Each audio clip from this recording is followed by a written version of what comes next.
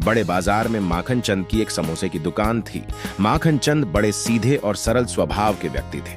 उनका एक बेटा भी था। दुकान के एक कोने पर माखन चंद समोसे तलते रहते और दूसरे कोने पर उनका बेटा पैसे लेने देने का हिसाब करता था। दुकान के सामने एक बड़ी सॉफ्टवेयर कंपनी थी। कंपनी में दोपहर को जब लंच का समय होता तो कंपनी के लोग अक्सर माखन चंद की दुकान पर समोसे खाने आते थे। हुआ यूं कि एक दिन कंपनी के मैनेजर महेंद्र बाबू समोसे खाने आए।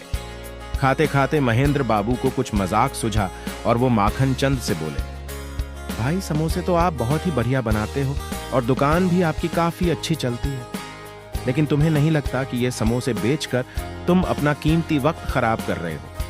अगर थोड़ी और पढ़ लेते, थोड़ी और मेहनत करते तो मेरी तरह कहीं मैनेजर होते और ऐशो आराम की जिंदगी जी रहे होते। माखन चंद बेचारा सरल स्वभाव का आदमी था। वो बोला, मैनेजर साहब, आपके और मेरे इस काम में बहुत बड़ा फर्क है। आगे माखन चंद बोले, आपको याद होगा आज से करीब 10 साल पहले आप इस कंपनी में एक जूनियर के पद पर आए थे। उन दिनों आपकी पगार 10,000 रुपये महीना थी। मेरे पास तब दुकान तो थी नहीं, तो मैं उन दिनों टोकरी में समोसे बेचा करता था और मेरी कमाई करीब 8,000 रुपये महीना थी।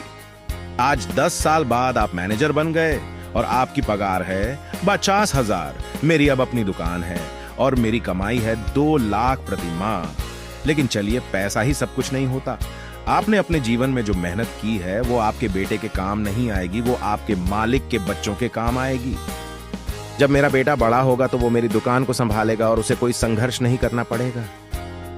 मैंने मेहनत करके अपनी दुकान को बढ़ा बनाया है और ये सब मेरे बेटे को मिलेगा। वो आराम से मेरा बिजनेस आगे बढ़ाएगा।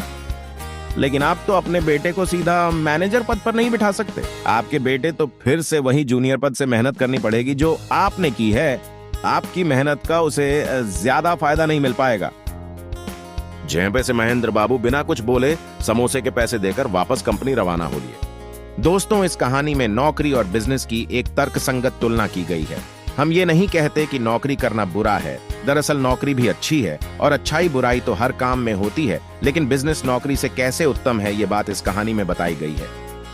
ये कहानी बड़ी ही मनोरंजक है जो हर उम्र के लोगों को पसंद आएगी। तो चलिए, कहानी पढ़ने के बाद नीचे कमेंट बॉक्स में जाइए और अपना कीमती कमेंट हमें लिखकर भेजिए। आपके कमेंट हमें और अच्छा लिखने को उत्साहित करते हैं। तो दोस्तों, ऐसी कहानी स्टोरी सुनने के लिए हमारे साथ बने रहिए।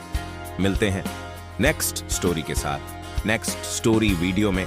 अगर आप चैनल पर नए हैं तो आप हमारे YouTube चैनल स्टोरी एडा बाय AP को सब्सक्राइब कर ऑल नोटिफिकेशन ऑन करें। Thanks for watching.